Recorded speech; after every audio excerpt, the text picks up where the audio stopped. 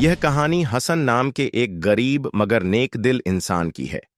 हसन एक गांव में रहता था, जहां मेहनत मजदूरी करके अपनी जिंदगी गुजारता था। उसका दिल बहुत बड़ा था, लेकिन उसका पेट अक्सर खाली रहता था। बावजूद इसके, वह हमेशा दूसरों की मदद के लिए तैयार रहता था। उसकी माँ बचपन से उसे सिखाती आई थी कि सच्चा इंसान वही होता है जो दूसरों के लिए जिए, और अल्लाह ऐसे इंसानों को कभी बेसहारा नहीं छोड़ता। एक दिन हसन ने सुना कि पास के शहर में अच्छा काम मिल सकता है। वह कई दिनों से भूखा था, लेकिन उसे उम्मीद थी कि शहर में जाकर कुछ कमा सकेगा।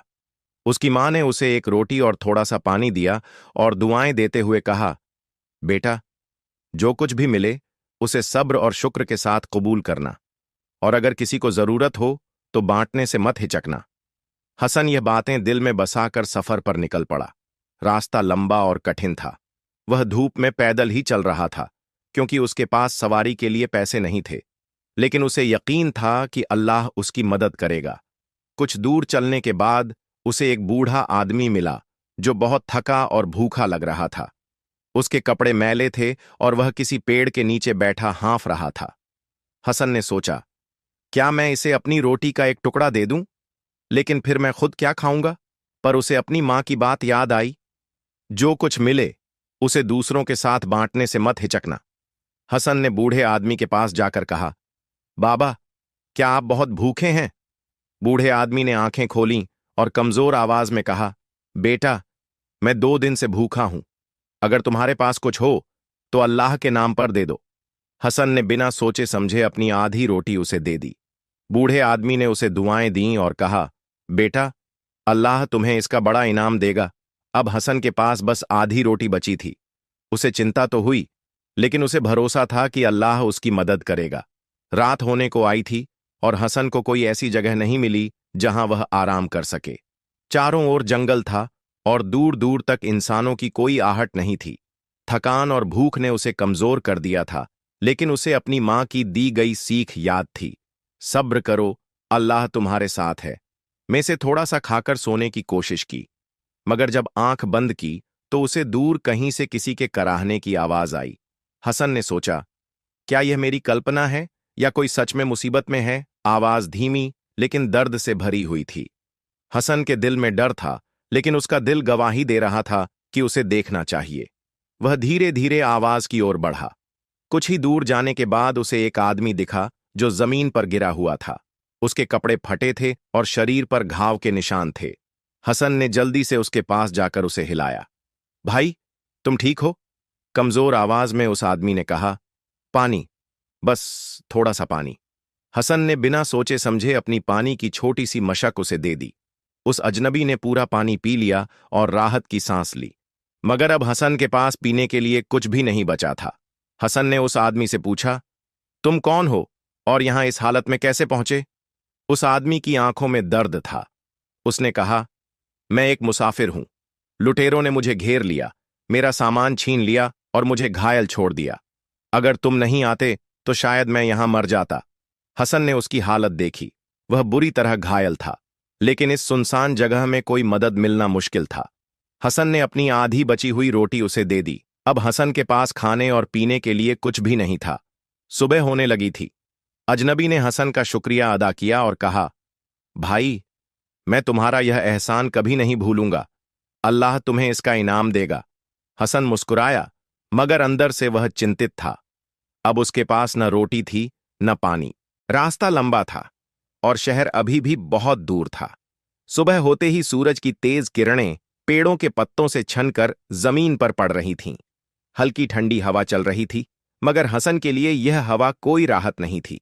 उसका शरीर भूख और प्यास से कमजोर हो चुका था। उसने सुबह की नमाज पढ़ी और अल्लाह से मदद मांगी, या अल्लाह, मैंने तेरी राह में जो कुछ था बांट दिया। अब तू ही मेरा सहारा है। नमाज के बाद वह फिर से सफर पर निकल पड़ा। पैर भारी हो चुके थे, मगर उसका हौसला कम नहीं हुआ था। उसके दिल में बस एक ही बात थी, अल्लाह अपने नेक बंदों को कभी बेसहारा नहीं छोड़ता। हसन अब एक रेगिस्तानी इलाके से गुजर रहा था। चारों तरफ रेत ही रेत थी। कहीं कोई इंसान नहीं, कोई पेड़ नहीं, कोई पानी नहीं। सूरज ऊपर चढ़ आया था और गर्मी असहनीय हो चुकी थी। काश मेरे पास थोड़ा सा पानी होता। उसके होंठ सूख चुके थे, गला चटक रहा था और शरीर में कमजोरी बढ़ रही थी, मगर वह चलता रहा। चलते चलते उसकी आंखों के आगे धुंधलापन छाने लगा। अचानक उसके पैर लड़खड़ाए और वह धड़ाम से जमीन पर गिर पड़ा। नहीं, मैं हार नहीं सकता। उसने खुद को संभालने की कोशिश की, मगर शरीर जवाब देने लगा था। तभी दूर से उसे किसी के चलने की आहट सुनाई दी। हसन ने मुश्किल से अपनी आंखें खोलीं और देखा, एक काफिला उसकी तरफ आ रहा था। ऊंटों पर बैठे कुछ लोग धीरे धीरे उसकी ओर बढ़ रहे थे। क्या यह कोई सपना है या सच में कोई मदद आ रही है? काफिला करीब आया। उनमें से एक आदमी हसन के पास उतरा और घबरा कर बोला, अरे, यह तो कोई मुसाफिर लगता है जो बेहोश पड़ा है।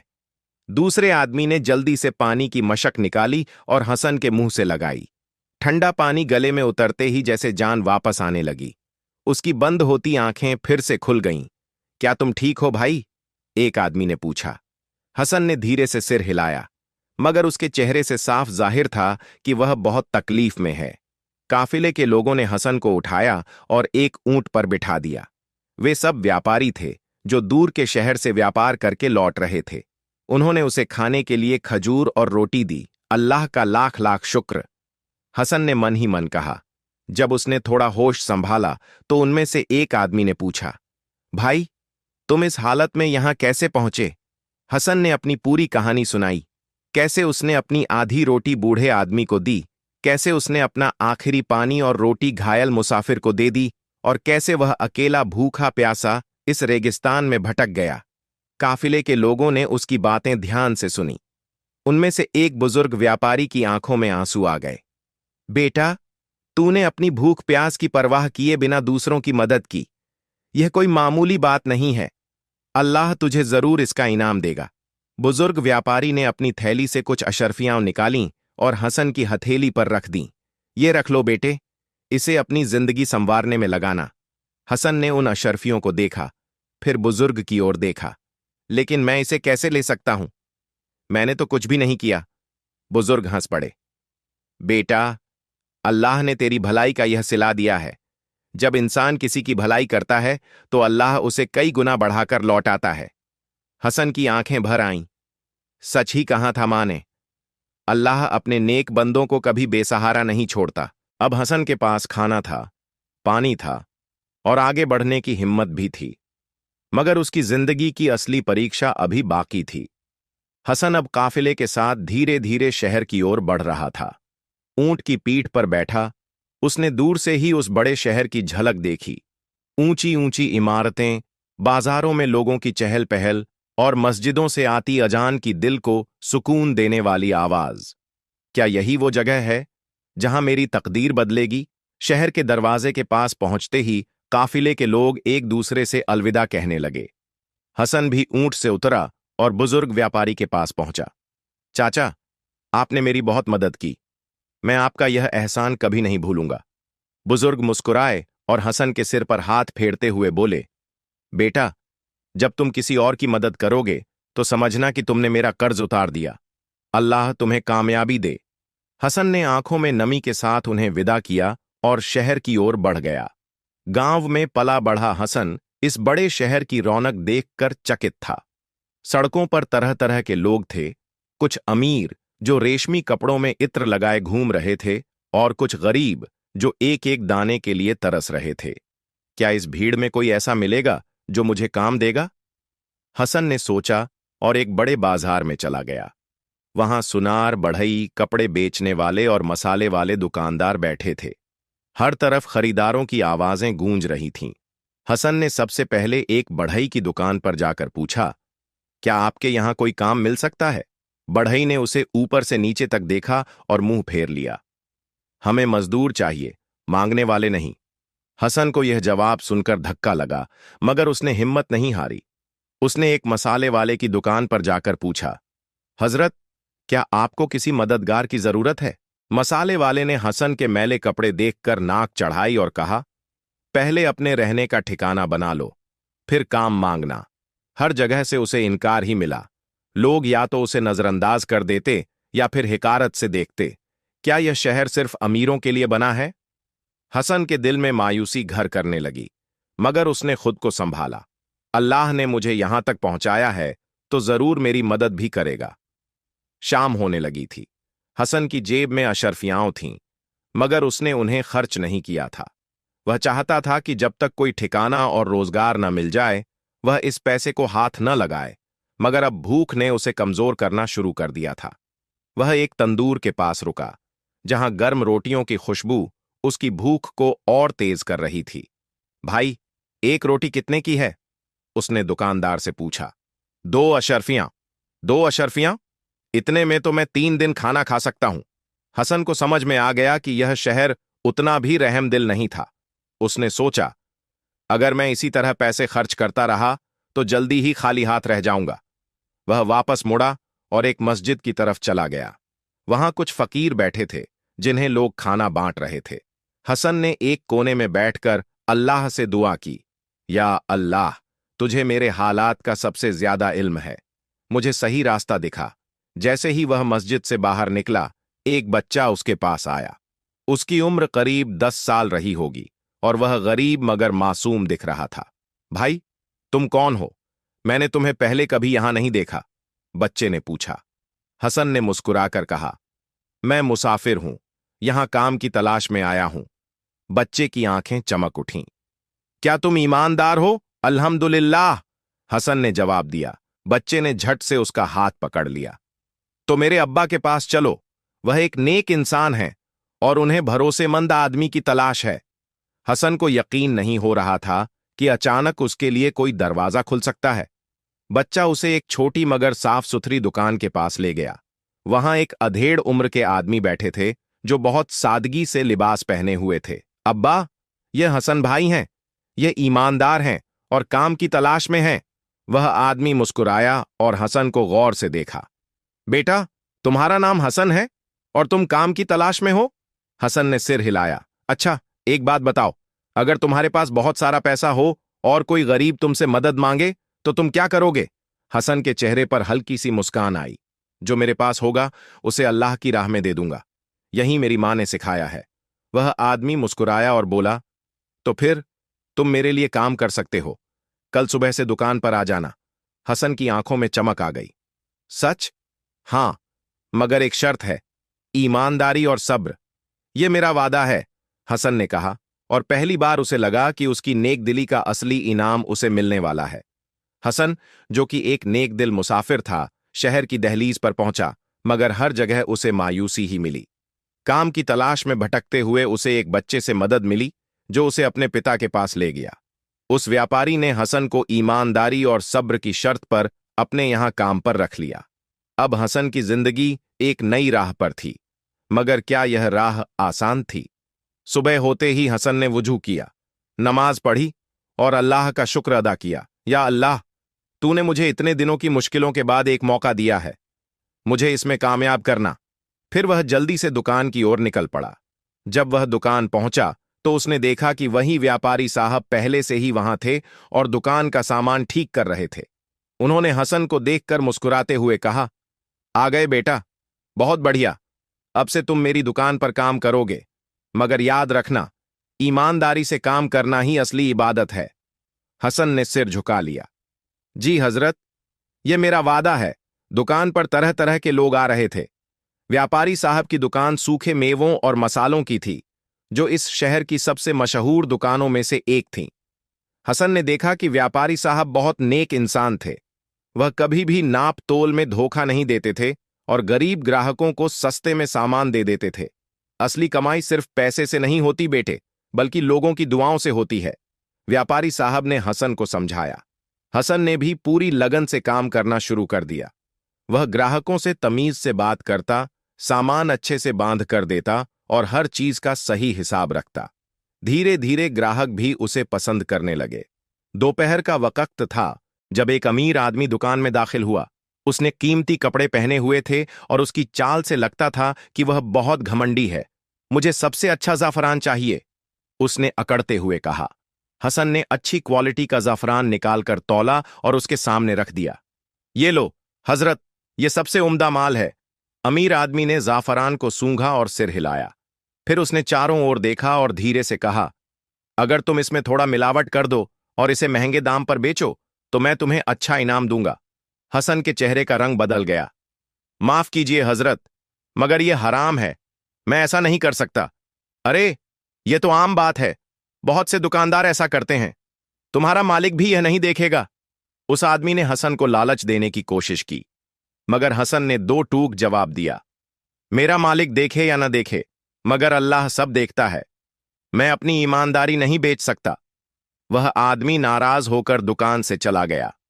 शाम को जब दुकान बंद करने का समय आया तो व्यापारी साहब ने हसन से कहा, बेटा, तुमने बहुत अच्छा काम किया। अब कल से तुम अकेले दुकान संभालोगे, क्योंकि मुझे एक जरूरी सफर पर जाना है। हसन ने चौंक कर पूछा, मैं अकेले? हाँ, मुझे तुम पर पूरा भरोसा है, लेकिन ध्यान रखना, ईमानदारी से काम करना और हर पैसे का सही हिसाब रखना। हसन ने सिर हिलाया। जी हजरत। अगले दिन हसन अकेला दुकान पर था। ग्राहक आते गए और वह ईमानदारी से सबको सामान देता गया। मगर दोपहर में अचानक एक नौकर दुकान में घबराया हुआ आया। यहां के मालिक को बुलाओ, उसने चीखते हुए कहा। क्या हुआ भाई? हसन ने पूछा। तुम्हारी दुकान से चोरी हुई है, कल रात दुकान में से कुछ कीमती सामान गायब हो गया। हसन का दिल धड़क उठा। या अल्लाह, यह क्या हो गया? देखते ही देखते यह खबर पूरे बाजार में फैल गई। कुछ लोग दुकान के पास जमा हो गए। यह लड़का नया है, हो सकता है इसी ने चोरी की हो, किसी ने कहा। हां, इससे पहले तो कभी ऐसा नहीं हुआ, दूसरे ने कहा। हसन को यह सुनकर बहुत दुख हुआ। वह ईमानदार था, मगर फिर भी उस पर शक किया जा रहा था। तभी व्यापारी साहब का नौकर वहां आया और बोला, मालिक जल्दी ही आ रहे हैं, वह खुद इसका फैसला करेंगे। अब हसन के पास सिर्फ एक सहारा था, उसकी सच्चाई और अल्लाह पर भरोसा। बाजार में कोहराम मचा हुआ था। लोग दुकान के सामने इकट्ठे हो गए थे। इस लड़के को देखो, अभी नया आया है और आते ही चोरी शुरू कर दी। जरूर इसी ने दुकान से माल गायब किया होगा। हसन खड़ा सबकी बातें सुन रहा था, मगर उसका जमीर साफ था। उसने किसी चीज को हाथ तक नहीं लगाया था, फिर भी हर नजर शक से उसे ही घूर रही थी। तभी घोड़े पर सवार व्यापारी साहब वहां पहुंचे। उनके चेहरे पर सख्ती थी। क्या हुआ यहां? उन्होंने कड़क आवाज में पूछा। नौकर ने झुककर कहा, मालिक, दुकान से रात में कुछ कीमती सामान गायब हो गया, और क्योंकि कल दुकान पर यह लड़का अकेला था, सबको इसी पर शक है। व्यापारी साहब ने हसन की ओर देखा। बेटा, क्या यह सच है? क्या तुमने चोरी की? हसन की आंखों में आंसू आ गए, मगर उसने सीधा व्यापारी की आंखों में देखा और दृढ़ता से कहा, नहीं हजरत, मैंने अल्लाह को हाजिर नाजिर जानकर कभी भी हराम का एक दाना तक नहीं छुआ। व्यापारी साहब थोड़ी देर तक हसन की आंखों में झांकते रहे। वहां उन्हें डर तो दिखा, मगर झूठ का कोई नामो निशान नहीं था। तुम्हारे पास अपनी बेगुनाही साबित करने का क्या सबूत है? उन्होंने पूछा। हसन ने धीरे से कहा, मेरे पास कोई सबूत नहीं सिवाय मेरी सच्चाई के, मगर अल्लाह मेरे गवाह हैं, मैंने यह चोरी नहीं की। बाजार में खड़े लोग खुसुर फुसुर करने लगे। अगर सबूत नहीं है तो यह चोर ही होगा। हां, इसे सजा मिलनी चाहिए। कुछ लोगों ने व्यापारी साहब से कहा कि हसन को सजा दी जाए, मगर तभी भीड़ में से एक बूढ़ा आदमी आगे बढ़ा। वह आदमी सफेद दाढ़ी वाला, फटे पुराने कपड़ों में था, मगर उसकी आंखों में अजीब सी चमक थी। रुकिए, किसी को सजा देने से पहले यह तो देखिए कि असली गुनहगार कौन है। सबकी नजरें उस आदमी पर टिक गईं। व्यापारी साहब ने पूछा, तुम कौन हो और तुम ऐसा क्यों कह रहे हो? बूढ़े आदमी ने गहरी सांस ली और कहा, मैं यह नहीं कह सकता कि चोर कौन है, मगर मैं यह जरूर जानता हूं कि यह लड़का चोर नहीं है। हसन की आंखें फटी रह गईं। आपको कैसे यकीन है? बूढ़े आदमी ने मुस्कुराकर कहा, क्योंकि जब कोई आदमी अल्लाह के लिए अपनी आखिरी रोटी तक किसी और को दे सकता है, तो वह किसी का हक कैसे छीन सकता है? यह सुनते ही हसन के रोंगटे खड़े हो गए। यह आदमी कौन है और इसे मेरी वह कहानी कैसे पता? बूढ़े आदमी ने आगे कहा, अगर तुम इस लड़के पर शक कर रहे हो तो पहले सही तरीके से तहकीकात करो। हो सकता है चोरी कहीं और से हुई हो। व्यापारी साहब ने कुछ सोचा और फिर दुकान के नौकरों को बुलाया। तुम लोग बताओ, कल रात दुकान कौन बंद करके गया था? एक नौकर ने झिझकते हुए कहा, हुजूर, वह हमारा नया मजदूर करीम था, और वह अब कहां है? सभी इधर उधर देखने लगे, मगर करीम कहीं नहीं दिखा। हुजूर, वह तो आज सुबह से ही दुकान पर नहीं आया। बूढ़े आदमी ने हल्के से मुस्कुरा दिया। तो फिर अब बताइए, असली चोर कौन हो सकता है? यह सुनते ही बाजार में हलचल मच गई। हाँ, वह नौकर तो भाग गया। इस लड़के पर बेकार में शक किया। व्यापारी साहब का चेहरा गंभीर था। उन्होंने हसन के कंधे पर हाथ रखा और कहा, बेटा, मुझे माफ करना। मैंने तुम पर शक करके बहुत बड़ी गलती की। हसन की आंखों में आंसू आ गए। हजरत, मुझे आपका कोई गिला नहीं। मुझे अल्लाह पर भरोसा था और देखिए, उसने मेरी सच्चाई साबित कर दी। इस घटना के बाद हसन की ईमानदारी की चर्चा पूरे बाजार में फैल गई। लोग उसकी इज्जत करने लगे। व्यापारी साहब ने कहा, अब से तुम मेरे नौकर नहीं, बल्कि मेरे साझेदार हो। तुमने साबित कर दिया कि तुम सिर्फ काम करने वाले नहीं, बल्कि भरोसेमंद भी हो। हसन के लिए यह किसी इनाम से कम नहीं था। अल्लाह का शुक्र है, मेरी मेहनत और ईमानदारी रंग लाई। हसन पर चोरी का इल्जाम लगा, मगर अल्लाह ने उसकी सच्चाई साबित कर दी। एक रहस्यमयी बूढ़े आदमी की बातों और व्यापारी साहब की तहकीकात से पता चला कि असली चोर करीम था, जो दुकान से माल लेकर फरार हो गया था। इस घटना के बाद व्यापारी साहब को हसन की ईमानदारी पर पूरा भरोसा हो गया और उन्होंने उसे नौकर से साझेदार बना दिया।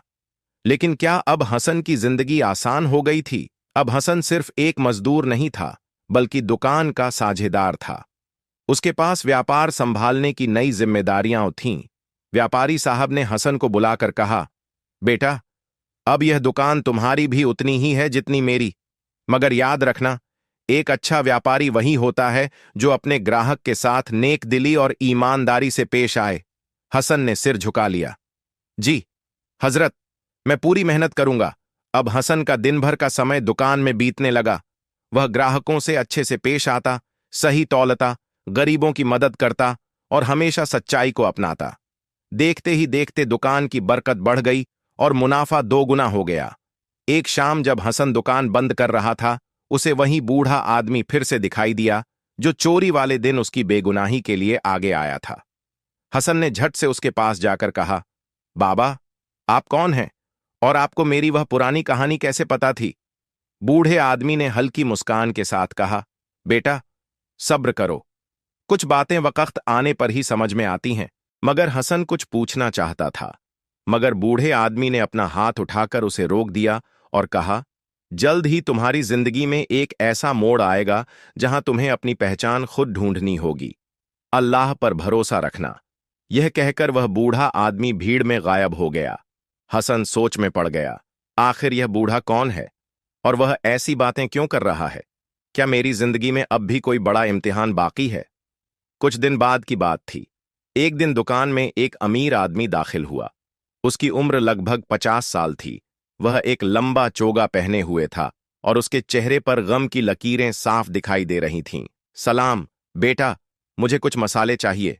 हसन ने मुस्कुराकर कहा, जी हजरत, कौन कौन से मसाले चाहिए? आदमी ने लिस्ट पकड़ाई और हसन मसाले निकालने लगा।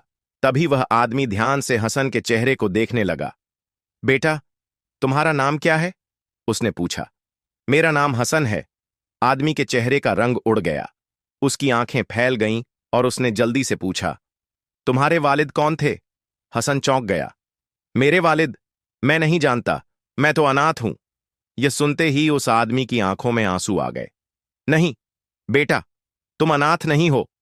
हसन के हाथ से मसाले का थैला गिर गया। क्या?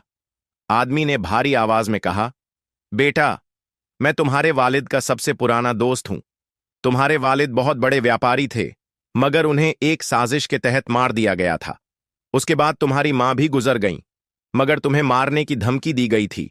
इसलिए तुम्हारे घर के नौकर ने तुम्हें शहर से दूर ले जाकर एक अनाथालय में छोड़ दिया। हसन को ऐसा लगा जैसे किसी ने उसके पैरों के नीचे से जमीन खींच ली हो। आप क्या कह रहे हैं?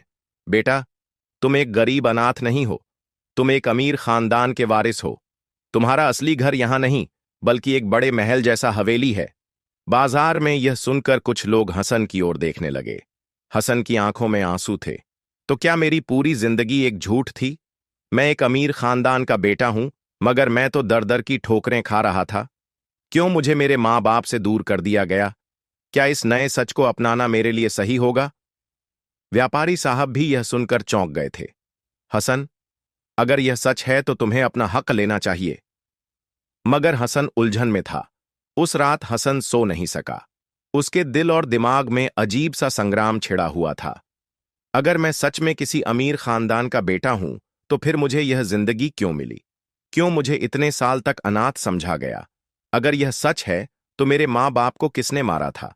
और क्या मैं उन लोगों तक पहुंच सकता हूं? उसे उस बूढ़े आदमी की बात याद आई। तुम्हें अपनी पहचान खुद ढूंढनी होगी। अब उसे समझ आ रहा था कि वह बूढ़ा आदमी उसे पहले से सब कुछ बता चुका था। मगर वह आदमी कौन था? क्या वह भी उसके अतीत से जुड़ा हुआ था? सुबह होते ही हसन ने फैसला कर लिया।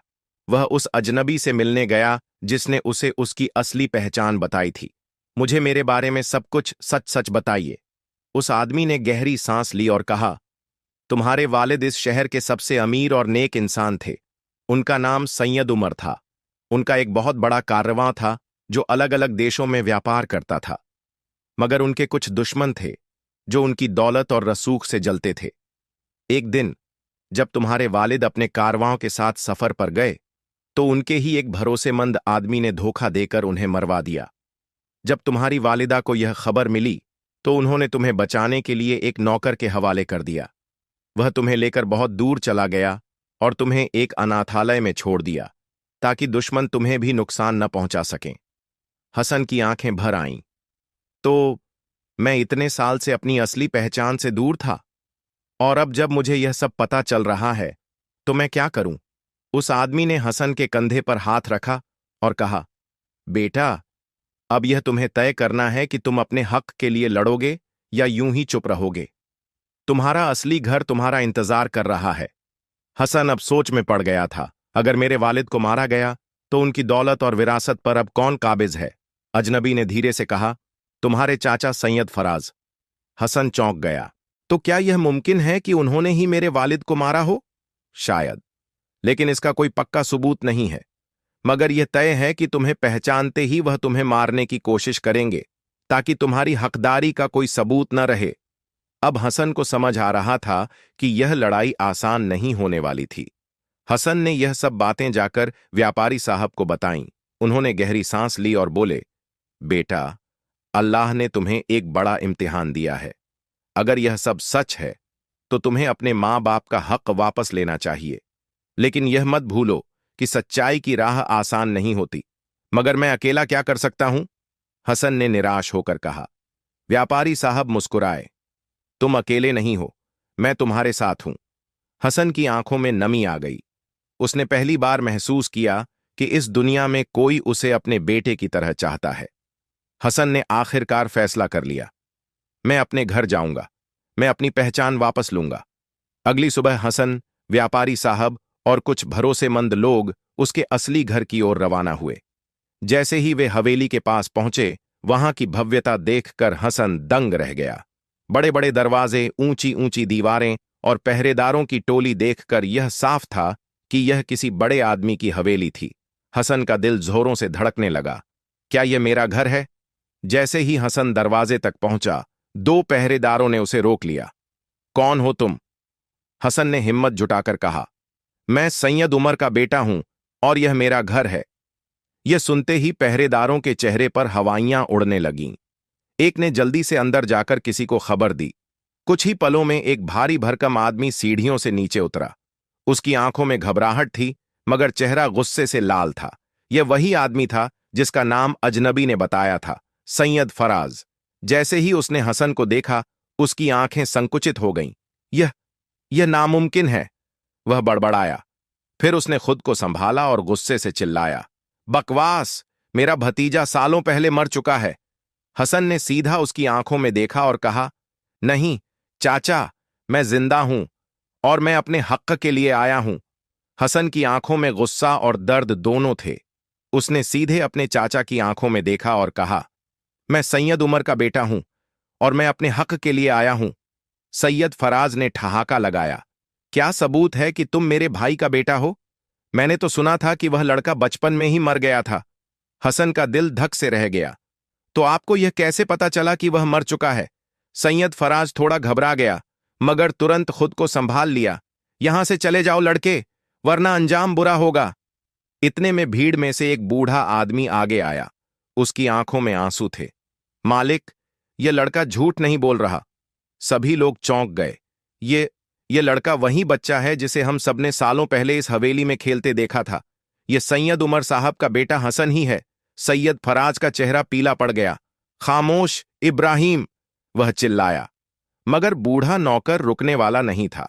मैंने अपनी आंखों से देखा था कि मालिक की मौत के बाद आप कैसे पूरी दौलत पर कब्जा करना चाहते थे, और जब बेगम साहिबा को इस साजिश का पता चला तो उन्होंने अपने बेटे को बचाने के लिए उसे नौकर के साथ भेज दिया। हसन की आंखों में आंसू आ गए। तो यह सच है। नौकर की गवाही के बाद हवेली के अंदर काम करने वाले बाकी लोग भी फुसफुसाने लगे। अगर यह सच में सैयद उमर का बेटा है तो उसे उसका हक मिलना चाहिए। हां, यह तो जुल्म है। इतने सालों तक उससे उसका हक छीना गया। सैयद फराज को समझ आ गया कि अब हालात उसके काबू से बाहर हो रहे हैं। बस, बहुत हुआ। उसने गुस्से में कहा, यह सब बकवास है। यह लड़का मेरा वारिस नहीं हो सकता। हसन ने अपने चाचा को सीधी चुनौती दी। अगर आपको यकीन नहीं है तो आइए, किसी काजी के पास चलते हैं। वह तय करेंगे कि मैं झूठ बोल रहा हूं या आप। यह सुनकर सैयद फराज थोड़ी देर के लिए चुप हो गया। वह जानता था कि अगर मामला काजी के पास गया तो सच्चाई सामने आ जाएगी। मगर फिर उसने एक चाल चली। ठीक है, अगर तुम सच में मेरे भाई का बेटा हो तो अपने वालिद की कोई निशानी दिखाओ। हसन सोच में पड़ गया। उसके पास ऐसा कोई सबूत नहीं था। मगर तभी व्यापारी साहब आगे आए। सैयद फराज, अगर यह लड़का झूठा होता तो इतने सालों तक इसकी परवरिश करने वाले लोग इसे पहचानते क्यों? यह सब तुम लोगों की चाल है। फराज चीखा। तभी हवेली के एक कोने से एक कमजोर सी आवाज आई, हसन। सभी ने मुड़कर देखा। एक बुजुर्ग औरत को दो नौकर सहारा देकर ला रहे थे। उनकी हालत बहुत खराब थी। उनकी आंखों में आंसू थे। अम्मी, हसन चिल्लाया। वह दौड़कर उनके पैरों में गिर पड़ा। तुम जिंदा हो? बुजुर्ग औरत ने हसन के सिर पर हाथ फेरा। हां बेटा, अल्लाह ने मुझे जिंदा रखा ताकि मैं तुझे तेरा हक दिलवा सकूं। सैयद फराज के चेहरे का रंग उड़ गया। यह नामुमकिन है।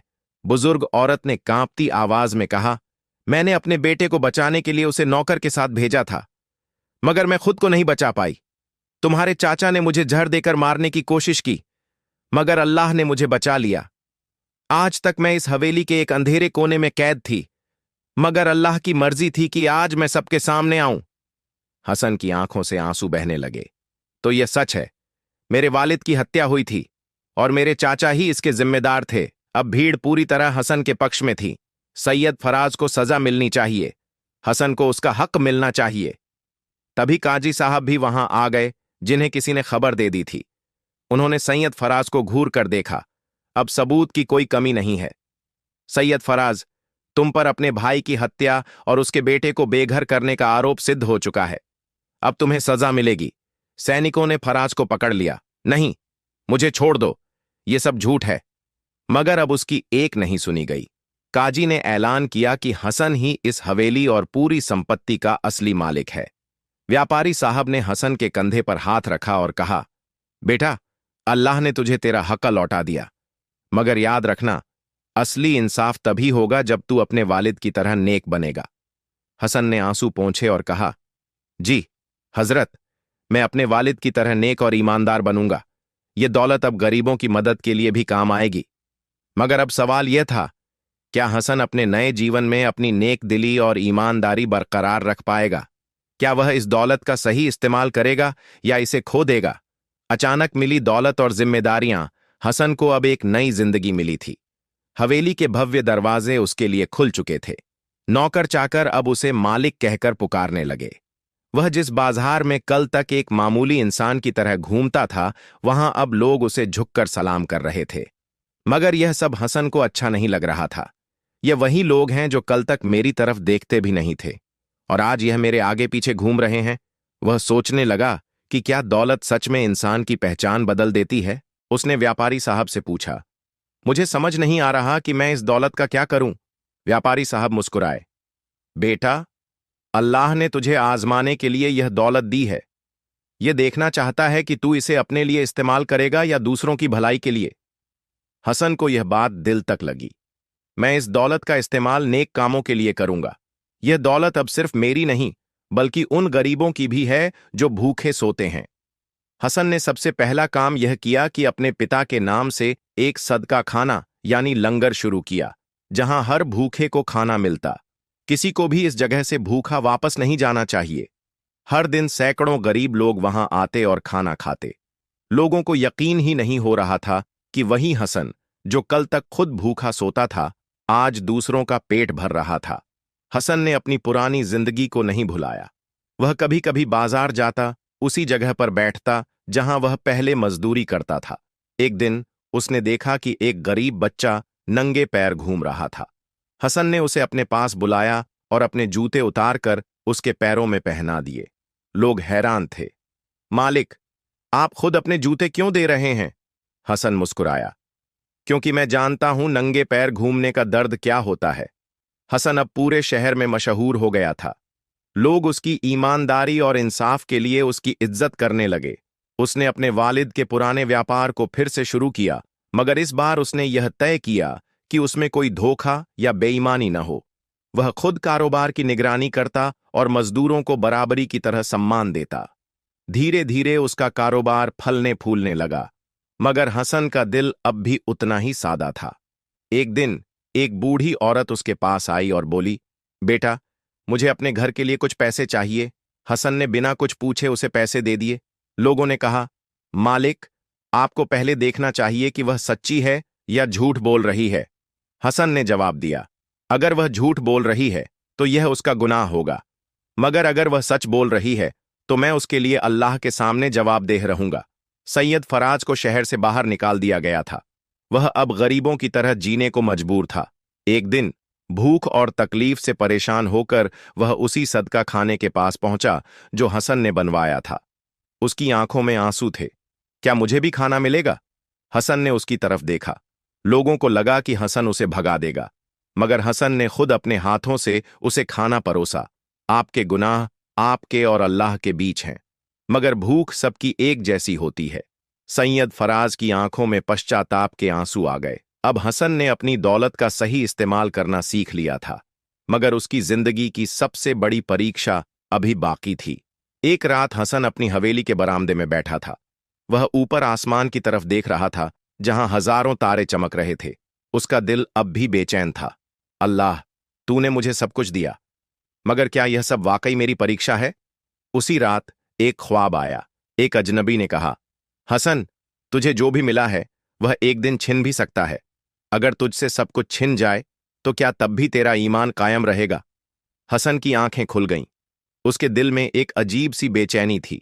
अगली सुबह हवेली में आग लग गई। यह आग इतनी भयंकर थी कि देखते ही देखते पूरी हवेली जलकर राख हो गई। हसन और उसकी मां किसी तरह बच गए, मगर सब कुछ खत्म हो चुका था। कुछ ही दिनों में उसके पिता की सारी संपत्ति भी तबाह हो गई। उसके व्यापार के जहाज डूब गए और वह फिर से गरीब बन गया। लोगों ने कानाफूसी शुरू कर दी। लगता है अल्लाह ने इसकी परीक्षा लेनी शुरू कर दी। कल तक जो लोगों को खाना खिलाता था, आज खुद भूखा है। हसन खुद सोच में पड़ गया। क्या यह मेरी गलती थी? क्या मैं अपनी दौलत के नशे में था? मगर फिर उसे अपने ख्वाब की बात याद आई। अगर तुझसे सब कुछ छिन जाए तो क्या तेरा ईमान कायम रहेगा? हसन ने अपनी मां से कहा, अम्मी, हमें फिर से मेहनत करनी होगी। अल्लाह हमें फिर से आजमा रहा है। उसने पुराने बाजार में जाकर छोटी मोटी मजदूरी शुरू कर दी। यह वही बाजार था जहां वह पहले काम करता था, मगर इस बार वह पहले से ज्यादा मजबूत था। धीरे धीरे उसकी मेहनत रंग लाने लगी। लोगों ने देखा कि जब वह अमीर था तब भी नेक था, और जब गरीब हो गया तब भी उसका दिल नहीं बदला। कुछ सालों बाद हसन ने फिर से मेहनत करके एक छोटी दुकान खोली। वह फिर से व्यापार करने लगा, मगर इस बार और ज्यादा ईमानदारी के साथ। लोगों का भरोसा फिर से उस पर बढ़ने लगा। उसकी नेक दिली की चर्चा पूरे शहर में फैल गई। जो लोग कल उसकी परीक्षा पर हंस रहे थे, आज वहीं उसकी मदद के लिए आगे आए। एक दिन व्यापारी साहब ने उससे कहा, बेटा, तूने साबित कर दिया कि असली अमीरी दिल की होती है, दौलत की नहीं। एक दिन हसन अपने पुराने सदका खाने पर गया। वहां एक गरीब बच्चा खाना खा रहा था। हसन ने उसे प्यार से देखा और पूछा, बेटा, तुझे खाना कैसा लगा? बच्चे ने मुस्कुराकर जवाब दिया, बहुत अच्छा। अल्लाह का शुक्र है कि यहां कोई भूखा नहीं सोता। हसन की आंखों में आंसू आ गए।